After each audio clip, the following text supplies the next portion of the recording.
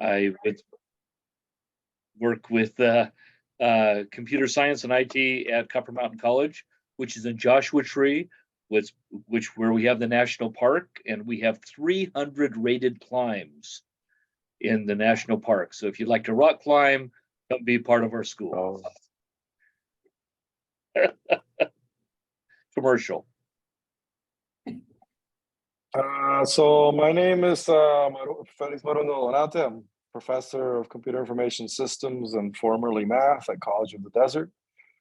College of the Desert is in Palm Desert, California. And what you may know about out here is the Coachella Valley, Coachella Music Festival, or right down the street from that.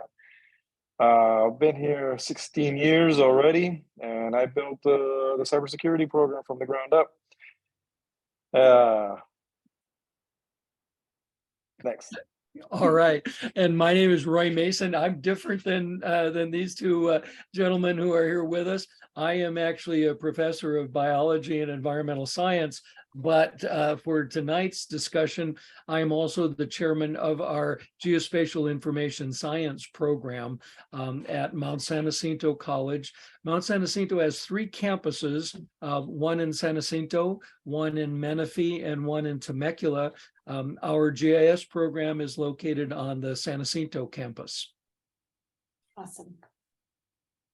Okay, great. So thanks for that. And so if we could just start off with going back to basics, could either one or all of you just talk a little bit to our students about the IT industry? What can you tell the students about IT as an industry, kind of broadly?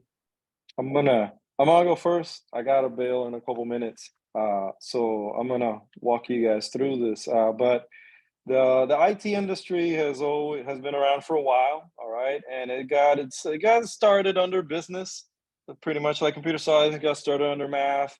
Computer information systems got started under business, and every business has a computer department where they work with emails and computers and the network, and nowadays more important than ever is securing the networks, training people and not clicking on dubious links and that kind of stuff, all right? The industry has taken a shift towards cybersecurity, and a lot of the jobs now in the industry are along the lines of cybersecurity. There's an estimated 600,000 vacancies in the United States within the next couple of years that will go unfulfilled because the demand for professionals in the industry is so high, and we're not producing as many because not very many people thought that about majoring in cybersecurity. So including the Biden administration has actually put a lot of money towards training professionals in the IT industry and the cybersecurity industry so that we can start getting these professionals out there. San Bernardino got a lot of money for that. We got some. I mean, it's an exciting time, and the jobs are good paying jobs. They're all over the country. And if you, it used to be where it would be mostly with the federal government, and that's still the #1 employer. They're always looking for professionals in the industry for, the NSA, that kind of stuff. But companies every day, COD is actually looking for a cybersecurity specialist, and most community colleges are now. We're getting hacked left and right. So hopefully that trend stops when you hire a cybersecurity professional. But the truth is that most of those hacks has happened because of people and social engineering and that kind of stuff. So there's always technical aspects that you need to know about the job, but you also need to be able to work with people, you train people. Math is not as important in our field as it is for something like computer science. We require, for those students that are transferring, something like college algebra or statistics, something like that, right? We focus mostly on systems management. We do cloud computing like AWS, Azure, Linux, computer forensics, ethical hacking, and then CompTIA certifications are the big one in the industry. So CompTIA is It's a worldwide company that focuses on certifications for IT professionals. And that's what most employers look for when they're hiring somebody in the industry, their certifications, whether it be Cisco or AWS or CompTIA. Those are the three big ones that most students tend to get their certifications in and then start job hunting. So you don't really need to have a bachelor's degree or a master's degree or even an associate's degree really to start getting jobs within the IT industry. If you have 2, 3 of those certifications, you can start job hunting for an entry-level position as a system analyst. For a security professional, you need to have not just the certifications, but you need to have some experience. But nowadays, at least the internships that I'm establishing, they don't care about how much experience you have. They just want to get you in the door. They want to train you and start moving you through their ranks. They cannot find people that are motivated to learn IT or interested in IT, so they're coming to us for our students. So it's kind of exciting. It's real, kind of like, congratulations, you did a good job. This is a good industry to be in. So if any of you are interested, ask questions. Okay, that's what we're here for. Thank you. Roy or Jim, want to add anything there? He did a good job. It's a pretty diverse field too. And at least for up here, we have a military base. And it used to be that the A+ certification was kind of the entry level, the door in, and you could get a job and build your certs off of your A+. But it seems like at least up here, the security plus. So you want to take A+, then Net Plus, then Security Plus. Take those top first three, and those first three are good foundations to get you in the door. But they really like the Security Plus because of the security issues that people are having, and so they want you to have. So Security Plus is becoming a lot more popular, where before just A+ was enough to get you in the door. So just a comment there.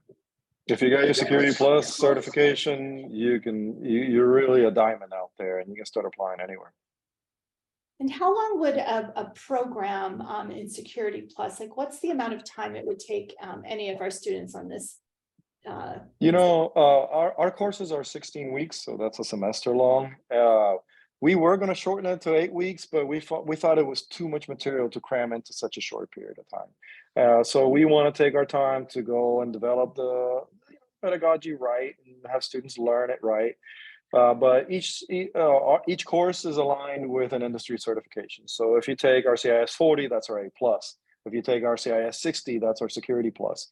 So you can do 2 certifications at a time. So in one semester, you can have 2 certifications. You can do more, but more than that, I mean, if you have time and the willingness to devote yourself to that pretty much exclusively, all right, you can do it. But in one semester or 2 a year, you can have a good amount of certifications to get a job, and it's a good entry-level job too. So you're gonna have there's a learning curve always to any job you do because all systems are built differently, all right, and you fulfill different needs and all this stuff. So you'll always be learning on the job, okay, always. So it's just a willingness to learn, a lifelong learner. That's what we call it. Yep. And maybe I'll jump in a little bit because GIS is information technology. Most of the commercial GIS programs that are out there now are Python based. The kinds of things that are being taught in typically the IT departments. But when GIS, it's a very specialized information use of that technology. It was estimated that the GIS market this year will be $17.5 billion. When you think about it, and most people have never even heard of it, but you know, if you ever thought about why did they put Starbucks on that corner? Well, that was a GIS decision. If you think about If you think about where are they going to put the new warehouses for Amazon? Those are GIS decisions. If you think about the computer science folks know this, the gaming industry, you'd be amazed that if you think about the latest version of Minecraft or Fortnite or many of these games, they use GIS to look at those platforms, look at the graphics to design worlds that the gamers are going in and playing with. So GIS is out there in just all of these different kinds of environments. One of the major employers of GIS in our region is our Native American tribes. Every Native American tribe that we have has a GIS department looking at issues that are related to not only to their historical stuff, but to what they're doing now in there. The GIS department here at Mount San Jacinto, we have a huge agricultural community, and farmers are using GIS to tell them how much irrigation water to put on their crops, to tell them whether or not there's diseases out there. So GIS is just all over in just every possible area that you can imagine. We're building a brand new building on a STEM building on our San Jacinto campus, and the drones are doing monitoring of that building, and it's obvious that the contractors are using this. They're monitoring the construction once a week. The drones are flying around and taking images of that. So I think, you know, most people have at least clicked on Google Earth on their calendars. They've used the GPS on their phones. That's GIS. That's geographic information sciences. So it's an area that we are looking at to introduce students to, but also to get people jobs in it. And so our programs we have both Associate of Science degree programs, 2-year programs, but we also have certificate programs that can be done in 2 semesters. We have employment concentrations that can be completed again in the certificate programs. We have internships that are available out there for a number of them. Metropolitan Water District, Eastern Water District has internships. And this year we just received a grant to explore apprenticeship programs in GIS. So lots and lots and lots of opportunities out there for students who are interested in coming into it. And again, we don't require any math skills in any of our courses either. So.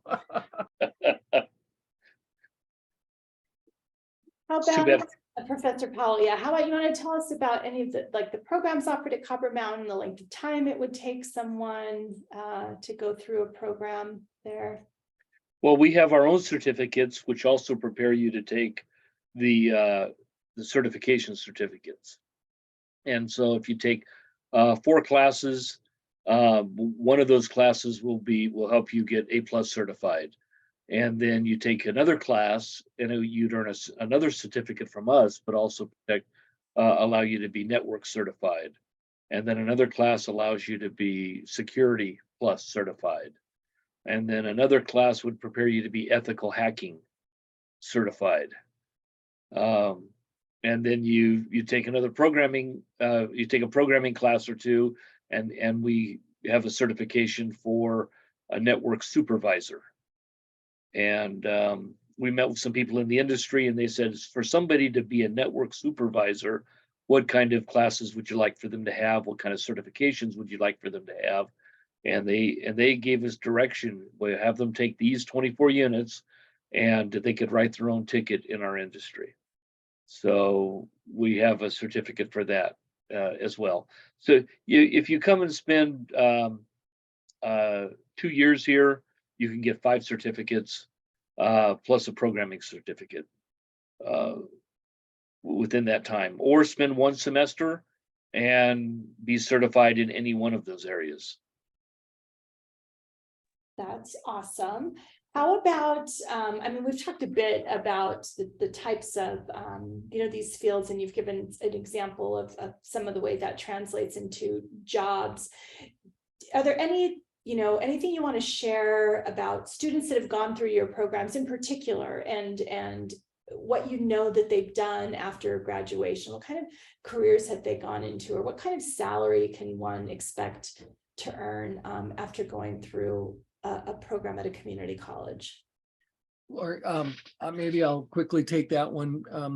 But GIS, you can go at it in many different ways. But I just thought I'd mention our new drone applications in GIS certificate, and that's a brand new program that we have. This is the first semester that we've actually taught it.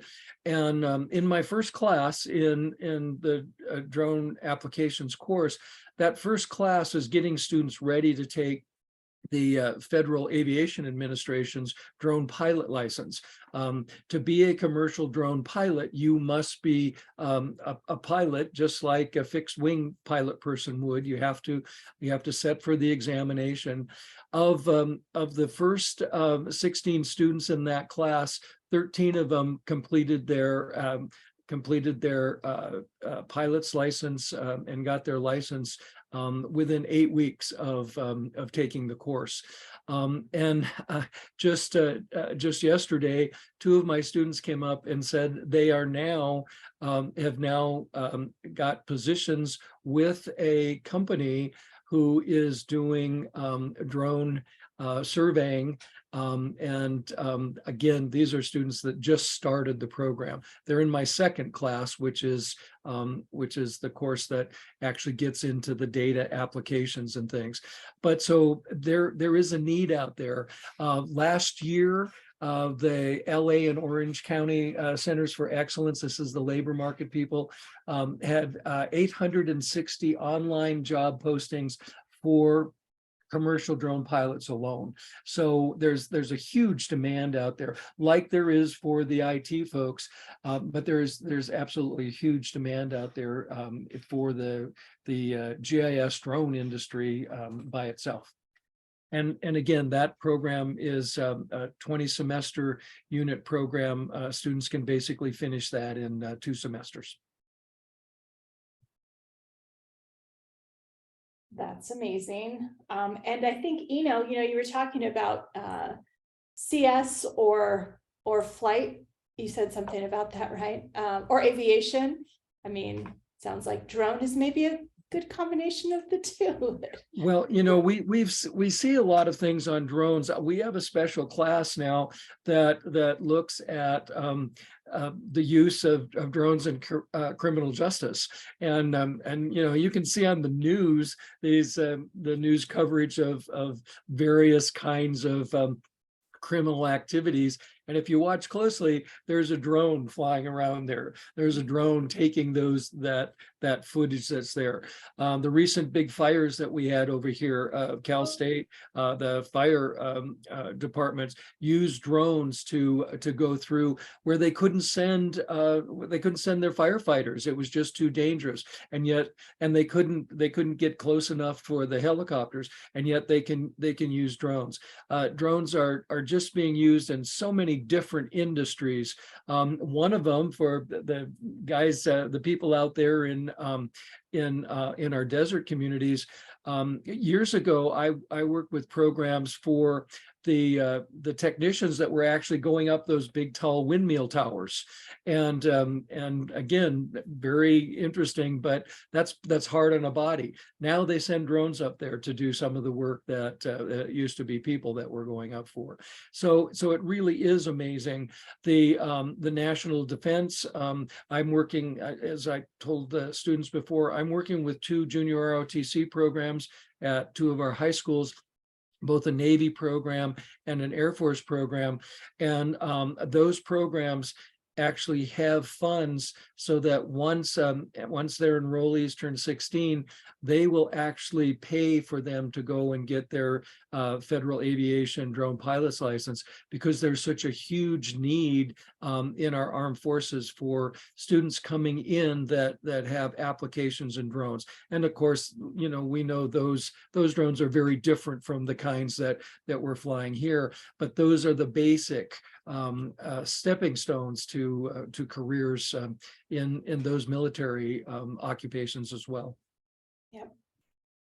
That's amazing. Thank you so much for sharing. We have just about 8 minutes left. Are there any questions anyone has right now?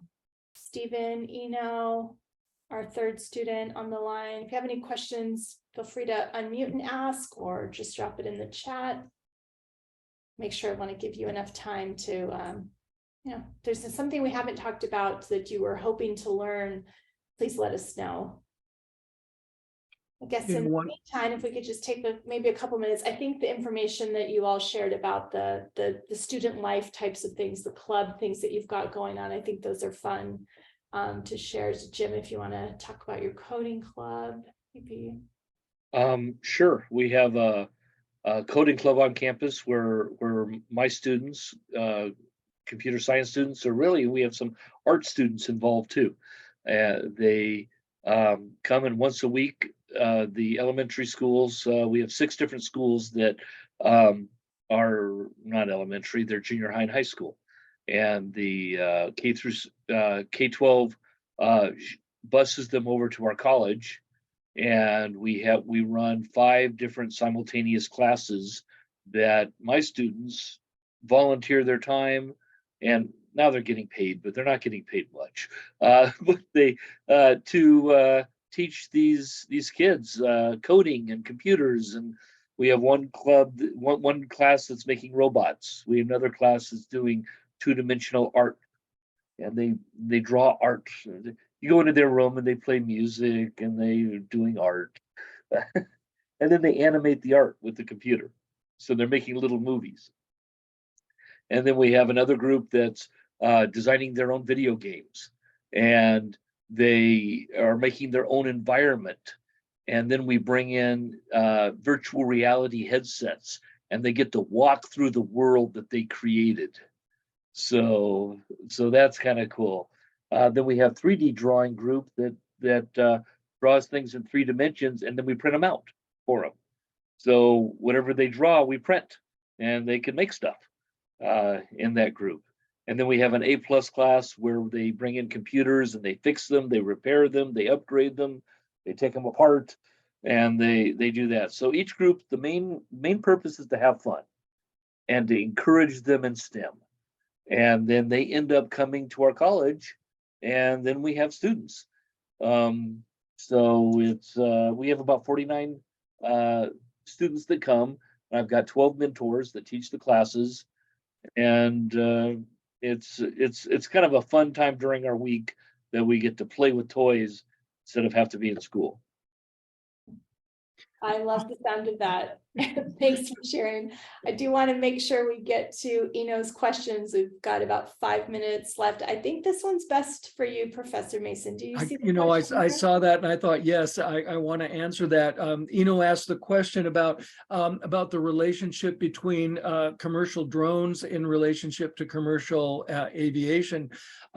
When I'm dating myself here, but back in the 1960s, when I first got into looking at GIS, the way we did it is that my office partner, who had a pilot's license, we would fly up in a little Cessna, and he would strap me in, and I'd hang out the door of the Cessna with my Nikon camera, and I would take pictures.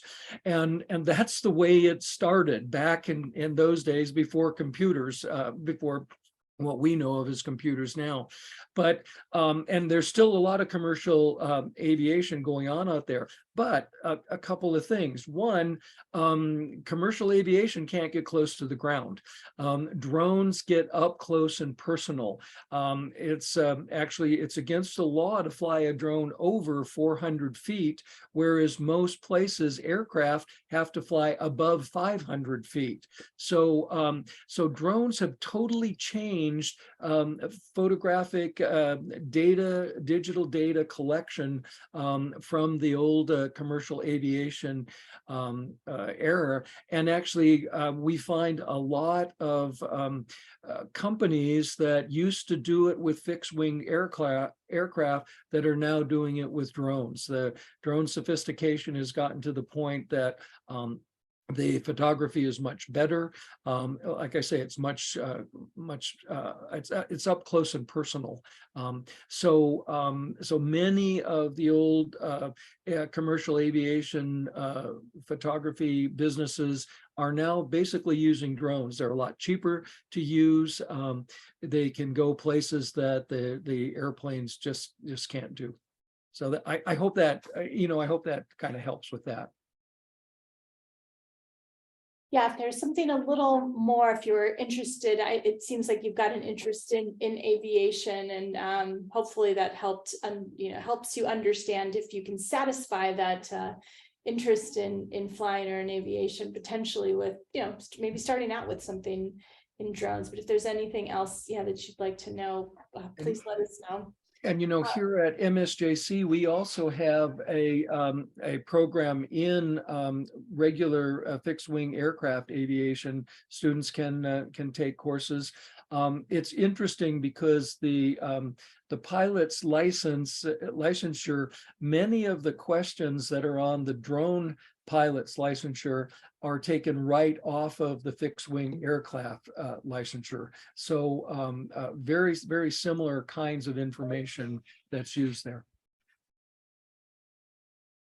Awesome. And yeah, we will, I think you submitted an email to register for this event. And so we will be sending some things out to you. I think they are anticipating by Friday. So we'll make sure to get some information about the colleges and how you can get more information about programs. We'll get that out to everyone via email. That brings us about to the end of our time. I don't want to keep anyone over. If there's one last pressing question, I'm sure none of us would mind staying on to answer it.